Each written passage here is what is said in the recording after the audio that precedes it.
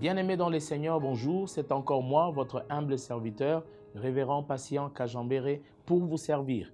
Aujourd'hui, dans cette partie de 5 minutes avec moi, je voudrais que nous puissions parler de la loyauté.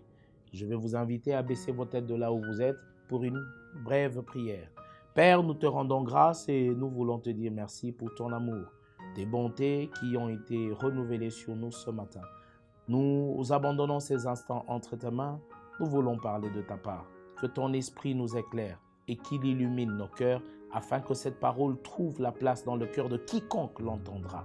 Au nom suprême de Jésus, nous avons ainsi prié avec action de grâce. Amen. Nous allons faire une petite lecture dans la parole de Dieu. Nous sommes dans Romains au premier chapitre. Nous partirons du 28e verset et nous sauterons dans la partie B du 30e et nous lirons le 31e verset. Je vous prie de lire avec moi. La Bible dit, comme ils ne se sont pas souciés de connaître Dieu, Dieu les a livrés à leur sens réprouvé pour commettre des choses indignes. Alors nous allons dans la partie B du 30e verset. La Bible dit, ils seront rebelles à leurs parents, dépourvus d'intelligence, de loyauté, d'affection naturelle et de miséricorde. Ça veut dire, ils seront dépourvus de loyauté. Et nous voulons parler de la loyauté. Mais avant de parler de la loyauté, nous avons besoin de parler des étapes qui conduisent vers la loyauté. Avant d'être loyal, il faut être engagé, il faut être impliqué, il faut être engagé, il faut être fidèle et enfin, il faut être loyal. L'implication n'est simplement une simple participation dans une activité ou dans une église, dans un forum où on vient, on suit et puis après on part. On est juste impliqué, ça veut dire on vient, on suit, on est peut-être fanatique, c'est tout. On est juste au niveau d'être impliqué. Mais au-delà d'être impliqué, on peut être engagé. Ça veut dire deux jeunes gens qui veulent se marier, peuvent être impliqués l'une à l'autre, à une relation amoureuse, mais lorsqu'ils passent de l'état d'implication à l'état d'engagement, là, ils font intervenir les parents. Les parents viennent, ça veut dire que ces deux jeunes gens sont engagés à pouvoir vivre ensemble. Ils manifestent leur volonté de pouvoir vivre ensemble. Et là, l'État et la famille se mettent ensemble avec l'Église pour pouvoir officialiser cela. Mais au-delà de cela, il y a un autre ou une autre étape qu'on appelle la fidélité. Si en parlant de la fidélité, ce n'est pas un simple acte, mais c'est une qualité.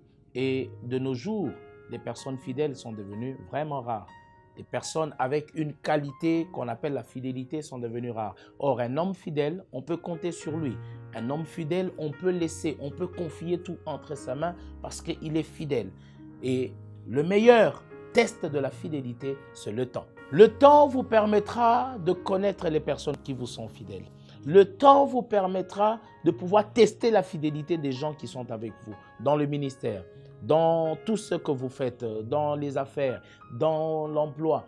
Le temps finit toujours par vous montrer, par déterminer qui sont fidèles avec vous et qui ne sont pas fidèles avec vous. Mais au-delà de la fidélité, c'est là maintenant notre sujet d'aujourd'hui, la loyauté. C'est quoi la loyauté? La loyauté, c'est le degré le plus élevé. C'est le niveau le plus haut de la fidélité. Ça veut dire lorsqu'on a atteint le niveau le plus élevé de la fidélité, c'est là qu'on peut parler de la loyauté. Parce que par la loyauté, un homme fidèle peut faire ce qu'il peut, mais un homme loyal fait tout ce qu'il peut. Un homme fidèle peut suivre la foule, mais un homme loyal suit le leader. La fidélité constate le problème, mais la loyauté apporte des solutions au problème.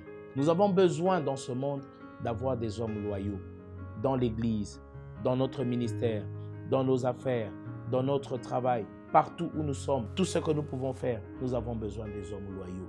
Et la loyauté, c'est une qualité. Dieu cherche des hommes loyaux qui sont loyaux dans leur marche avec le Seigneur, dans tout ce qu'ils font. Ils sont loyaux, ils sont vrais, ils sont réels, ils sont honnêtes, des hommes loyaux. Ce sont ces gens-là que Dieu cherche. Je vous prie d'être un homme loyal. Ne vous arrêtez pas au niveau de vous impliquer. Ne vous arrêtez pas au niveau d'être seulement engagé. N'allez pas seulement au niveau d'être fidèle, mais allez au niveau d'être un homme loyal. Que Dieu vous bénisse.